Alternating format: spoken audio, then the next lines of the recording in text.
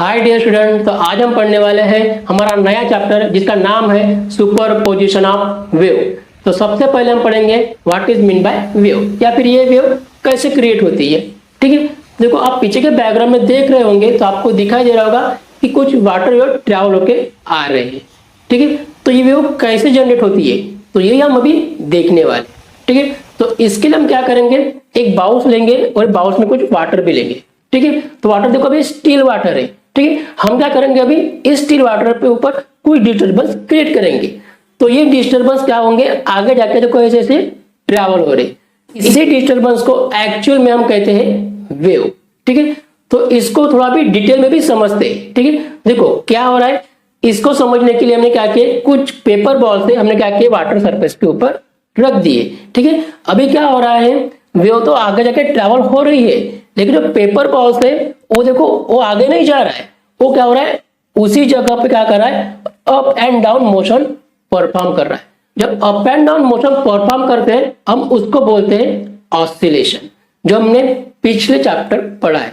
ठीक है, क्या हो रहा है, यहाँ पे जो पेपर बॉल्स है वो up and down motion perform कर रहा है, मतलब ऑसिलेशन परफॉर्म कर रहा है, और वेव क्या हो रही है, आगे जाके ट्रैवल हो रही है। हम ऐसे बोल सकते हैं कि जो वाटर के जो पार्टिकल्स है वो क्या कर रहे हैं, एसएचएम परफॉर्म कर रहे हैं, और क्या हो रहा है, जो डिस्टरबेंस बोलो या फिर आपको इसको एनर्जी बोलो, वो ट्रैवल हो रही है आगे।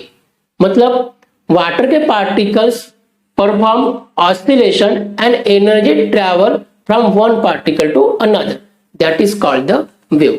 ठीक है, इसको समझने के लिए देखो और एक डायग्राम हमने यहाँ पे निकाली, इस डायग्राम को ऑब्जर्व करो। ठीक है, इस डायग्राम में जो रेड पार्टिकल है उनके ऊपर फोकस करो। देखो क्या हो रहा है, जो रेड पार्टिकल्स है वो क्या हो रहा है, up and down motion perform हो रहे हैं। ठीक है, वो पार्टिकल वहां पे नहीं जा रहे, मतलब देखो पार्टिकल माइग्रेट नहीं हो रहे, पार्टिकल एक ही जगह पे हमारा क्या कर रहा है, ऑसिलेशन परफॉर्म कर रहा है। मतलब जो भी मीडियम है उसके पार्टिकल क्या हो रहे हैं, अपनी जगह एसएचएम परफॉर्म कर रहे हैं, एनर्जी ट्रैवल हो रही है, या फिर ऐसे भी बोल सकते हैं कि डिस्टर्बेंस ट्रैवल हो रहा है आगे। ठीक है, उसी को बोलते हैं हम एक्चुअली वेव। तो वेव को हम डिफाइन कर सकते हैं, it is nothing but the mode of transfer of energy from one particle to another.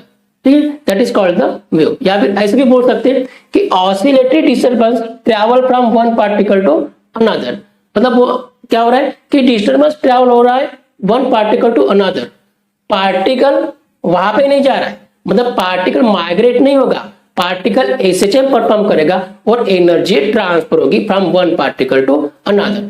तो इसी को बोलते हैं एक्चुअल में वेव। ठीक है, तो अभी तक हमने वेव की डेफिनेशन समझ ली है। अभी हम पढ़ने वाले हैं आगे में types of wave. There are two types of wave.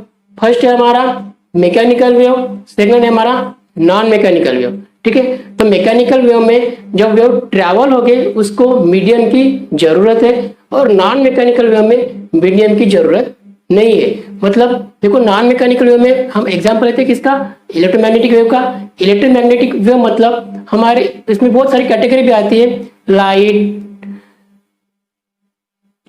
Infrared, x ray, ऐसे बहुत सारी कैटेगरी आएगी।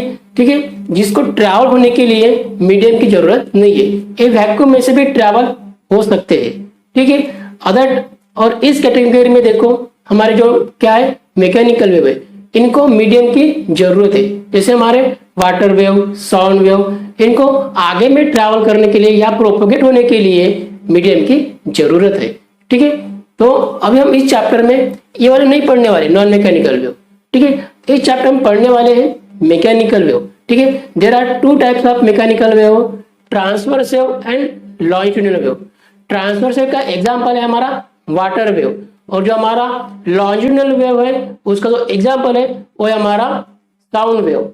ठीक है, तो सबसे पहले हम पढ़ेंगे ट्रांसवर्स वेव के बारे में। ठीक है, देखो ट्रांसवर्स वेव यानी क्या होता है, इस डायग्राम में देख सकते हो ट्रांसवर्स वेव यानी क्या होता है।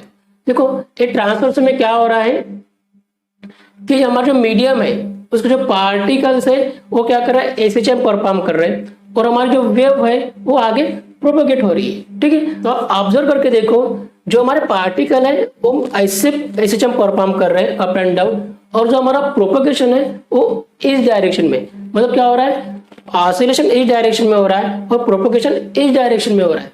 तो देखो एक क्या हो रहा है एक्चुअली, ऑसिलेशन या इसको हम बोल सकते हैं वाइब्रेशन, क्या है वो परपेंडिकुलर है किसको, डायरेक्शन ऑफ प्रोपोगेशन को। मतलब ऐसा बोल सकते हैं कि vibration of all particle are perpendicular to the direction of propagation is called transverse wave. ठीक है, एक ही कंडीशन नेसेसरी है इसमें, कौन से, जो हमारा जो ऑसिलेशन कर रहे हैं हमारे पार्टिकल वो क्या होने चाहिए, जो प्रोपोगेशन हो रहा है उसको परपेंडिकुलर होना चाहिए, इसको बोलते हैं हम ट्रांसवर्स वेव। इसका एग्जांपल हमारा है वाटर वेव का। ठीक है, तो अदर टाइप ऑफ वेव भी पढ़ते हैं हमारा, कौन सा है हमारा वो लॉन्जिट्यूडिनल वेव। ठीक है, तो अभी हम पढ़ने वाले हैं लॉन्जिट्यूडिनल वेव जिसका एग्जांपल है हमारा साउंड वेव। ठीक है, तो ये भी, तो इसको भी ट्रैवल होने के लिए हमारा मीडियम की जरूरत है। देखो जब साउंड वेव है, जैसे मैं बात कर रहा हूं तो क्या होगा, मेरा जो साउंड है वो क्या होगा, एयर में से ट्रैवल होगा, मतलब क्या होगा, एयर इज अ मीडियम हो गया। ठीक है, तो हम एक्चुअल में लेकिन लॉन्जिट्यूडिनल वेव किसको बोलते हैं ये देखेंगे। ठीक है, ठीक है, तो क्या होगा, इसमें कैसे ट्रैवल होगी, देखो जो हमारा जो वाइब्रेशन है एयर पार्टिकल का, देखो वो ऐसा हो रहा है। ठीक है, और हमारा जो वेव का प्रोपोगेशन है वो भी क्या रहा है उसी डायरेक्शन में। मतलब हम बोल सकते हैं कि पार्टिकल का वाइब्रेशन और डायरेक्शन ऑफ प्रोपोगेशन ये क्या है, एक में को पैरेलल है।